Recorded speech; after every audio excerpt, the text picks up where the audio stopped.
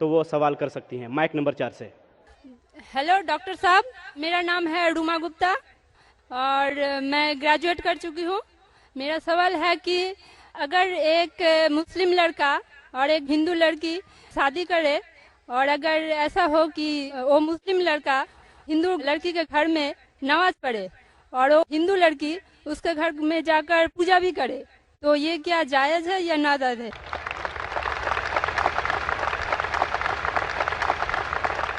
بہن کا اچھا سوال ہے کہ اگر ایک مسلمان لڑکا ہندو لڑکی سے شادی کرتا ہے تو کیا وہ مسلمان لڑکا ہندو کے گھر میں جا کے نماز پڑھ سکتا ہے، اور کیا وہ لڑکی مسلمان کے گھر میں پوجا کر سکتی کہ نہیں؟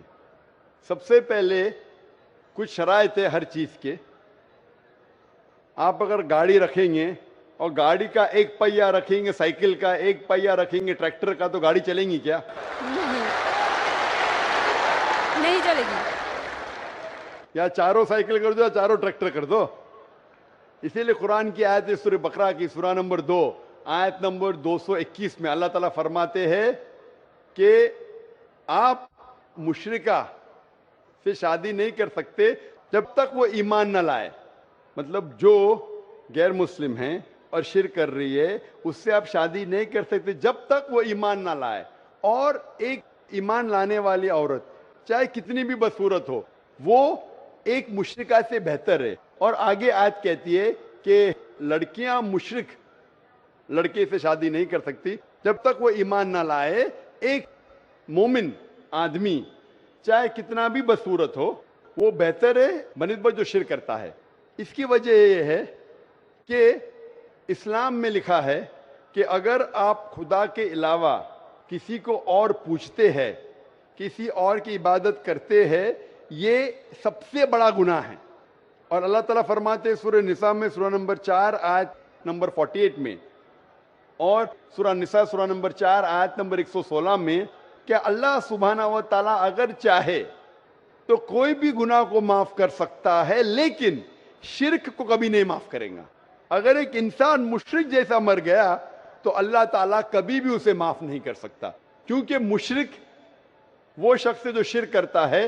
اور یہ سب سے بڑا گناہ ہے کیونکہ ہمارا خالق، ہمارا مالک، ہمارا ایشور، ہمارا خدا، ہمارا بھگوان، اگر ہم اس کو گالی دیں گے، یہ سب سے بڑا گناہ ہے. جس نے ہمیں زندگی دی، جس نے یہ ساری چیزیں ہمیں دی دنیا میں، اگر ہم اس کو گالی دیں گے، اس کے علاوہ کسی اور کی عبادت کریں گے، یہ شرک ہوا. تو اسی لیے اسلام میں اجازت نہیں ہے کہ ایک مسلم لڑکا یا لڑکی کوئی مشرک لڑکا یا لڑکی سے شادی کرے.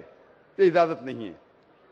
جہاں تک کہ سوال ہے کہ ایک عام مسلمان ہندو گھر میں نماز پڑھ سکتا ہے، اگر اس کے سامنے کوئی مورتی نہیں ہے تو وہ نماز کہاں بھی پڑھ سکتا ہے اگر جگہ صاف ہے. ہمارے رسول محمد صلی اللہ علیہ وسلم فرماتے کہ ساری دنیا، ساری دھرتی مومن کے لیے مسجد ہے. یعنی ساری دنیا آپ کہاں بھی نماز پڑھ سکتے، دیکھنا چاہیے کہ صاف ہے، آپ نماز پڑھ سکتے.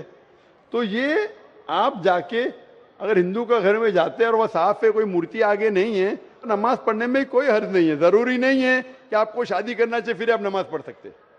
شادی کرنے کی ضرورت نہیں ہے، نماز پڑھنے کا اگر صاف جگہ ہے تو کوئی حرج نہیں.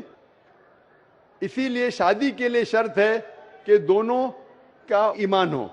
اور اگر آپ ہندو مذہب پڑھیں گے تو ہندو مذہبی کتاب میں بھی یہی لکھا ہے جو میں نے پہلے پیش کیا. پہلا جو سوال تھا بھائی صاحب کا، اور میں نے کہا کہ ہندو مذہب میں بھی یہی لکھا ہے، نا تس پتیماستی، اس ایشور، اس بھگوان، اس خدا کا کوئی عکس نہیں، کوئی مورتی نہیں، کوئی فوٹوگراف نہیں، کوئی پینٹنگ نہیں، کوئی پورٹریٹ نہیں، کوئی آئیڈل نہیں، کوئی اسٹیچو نہیں.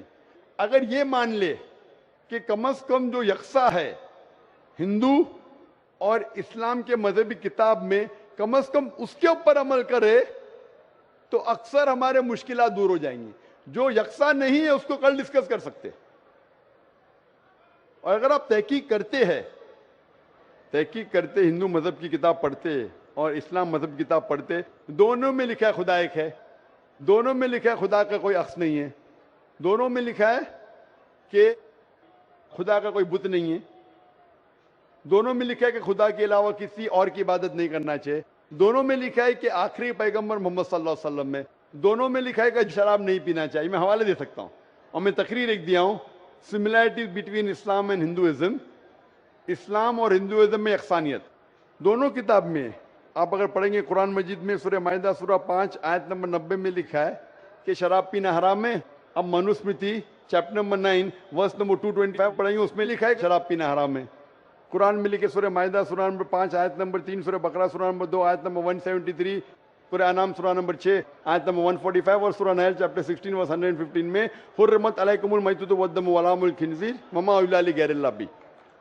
کیا آپ کے لیے حرام ہے مرا ہوا گوشت, خون, سور کا گوشت اور وہ کھانا جس کے اوپر اللہ کے علاوہ کسی اور کا نام لیا گیا ہے. آپ اگر ہندو مذہبی کتاب پڑھیں گے اس میں بھی لکھا ہے کہ سور کا گوشت کھانا حرام ہے. اگر آپ تحقیق کریں گے کافی یکسانیت ہے. اسلام مذہبی کتاب میں لکھا ہے قرآن میں سورہ نور میں سورہ نمبر 24 آیت نمبر 30 اور 31 کے اندر حجاب کے بارے میں. عورت کو الحمدللہ حجاب میں ہونا چاہیے, سر سے ڈھکا ہونا چاہیے اس کا جسم, صرف جو دکھ سکتا ہے وہ چہرہ اور ہتھیلی تک کے. آپ اگر ہندو مذہب کتاب پڑھیں گے رگ وید بک نمبر 8 میں لکھا ہے اور رگ وید بک نمبر 10 میں بھی لکھا ہوا ہے کہ عورت کو اپنے سر کے پلوں کو ڈالنا چاہیے چہرے پہ. رگ وید میں بھی لکھا ہے کہ جب مرد کو دیکھے تو نظر نیچے کرنا چاہیے. یہ قرآن مجید میں لکھا ہے سورہ نور سورہ نمبر 24 آیت نمبر 30 اور 31 کہ جب بھی کوئی خاتون مرد کو دیکھتی ہے جو اس کا شوہر یا قریب رشتہ دار نہیں ہے, اور جب بھی کوئی مرد کوئی عورت کو دیکھتا ہے اور قریب رشتہ دار نہیں ہے تو اسے نظر نیچے کرنا چاہیے. تو اس طریقے سے آپ تحقیق کریں گے جو یکسانیت ہے اس کے اوپر تو عمل کرو. تو یکسانیت ہندو اور اسلام مذہب میں جو مذہبی کتاب میں لکھا ہے, لیکن افسوس کی بات ہے کہ مذہب کے ٹھیکیدار یہ چیز کا ذکر ہی نہیں کرتے. کیوں؟ اسی لیے میں حوالے دیتا ہوں. میں کوئی عالم نہیں ہوں, میں کوئی پنڈت نہیں ہوں, میں اپنے آپ کو طالب علم کہتا ہوں, لیکن میں ہمیشہ حوالہ دیتا ہوں. تو کسی کو بھی شک ہے, کسی کو بھی شبہ ہے تو گھر پہ جا کے چیک کر سکتا ہے, یا انٹرنیٹ پہ جائیے, آپ ٹائپ کرو, وید بھی انٹرنیٹ کے اوپر ہے, قرآن بھی انٹرنیٹ کے اوپر ہے, ٹائپ کرو, ریفرنس ٹائپ کرو, آپ کو حوالہ مل جائے گا.